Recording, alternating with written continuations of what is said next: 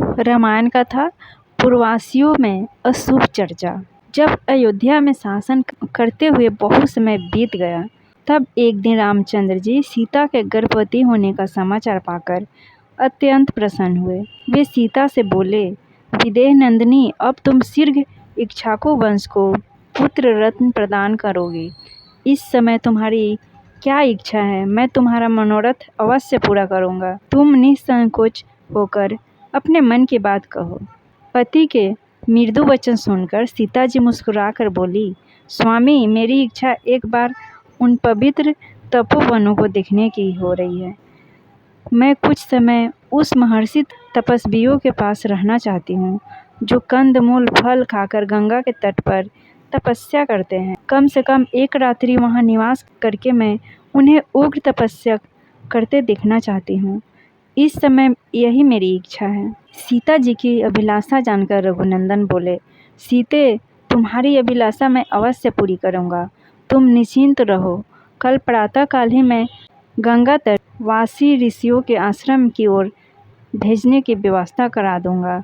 सीता को आश्वासन देकर श्री रामचंद्र राज दरबार में चले गए। राज दरबार से निवृत्त हो वे अपने मित्रों में बैठकर हास्य विनोद की वार्ता करने लगे।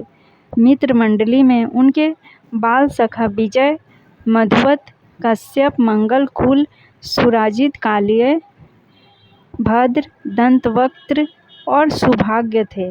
बातों ही बातों में रामचंद्र ने पूछा, भद्र, आजकल नगर में किस बात की चर्चा विशेष रूप से होती है?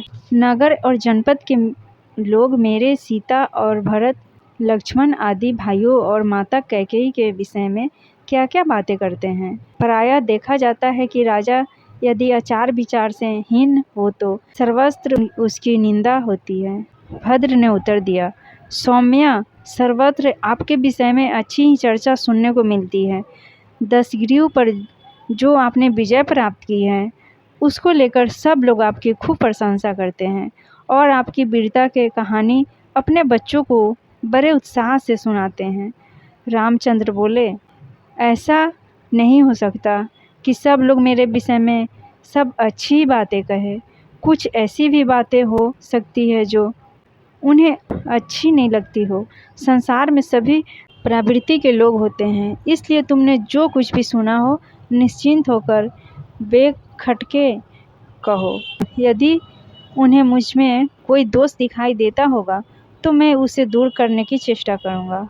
यह सुनकर भद्र बोला, वे कहते हैं कि श्री राम ने समुद्र पर पुल बांधकर ऐसा दुष्कर्म कार्य किया है जिसे देवता भी नहीं कर सकते। रावण को मारकर वानरों को भी वश में कर लिया, परंतु एक बात खटकती है। रावण को मारकर उस सीता को घर ले आए जो इतने दिनों तक रावण के पास रही।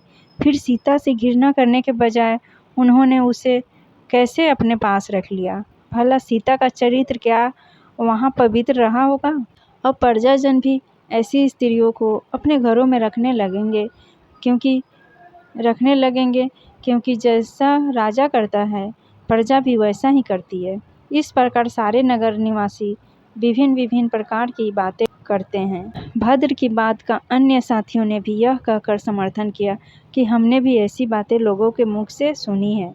सबकी बात सुनकर राजा राम ने उन्हें विदा किया और इस विषय पर गंभीरतापूर्वक विचार करने लगे। फिर उन्होंने द्वारपाल को आज्ञा देकर अपने तीनों भाइयों को बुलाया। भाइयों ने आकर उन्हें सादर प्रणाम किया और देखा श्री रामचंद्र जी बहुत उदास हैं तथा उनके नेत्रों से आंसू डबडबा रहे हैं।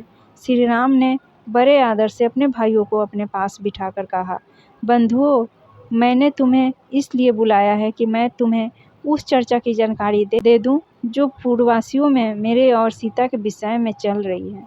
उनमें सीता के चरित्र के विषय में घोर अपवाद फैला हुआ है और मेरे विषय में भी उनके मन में घृणा के भाव है।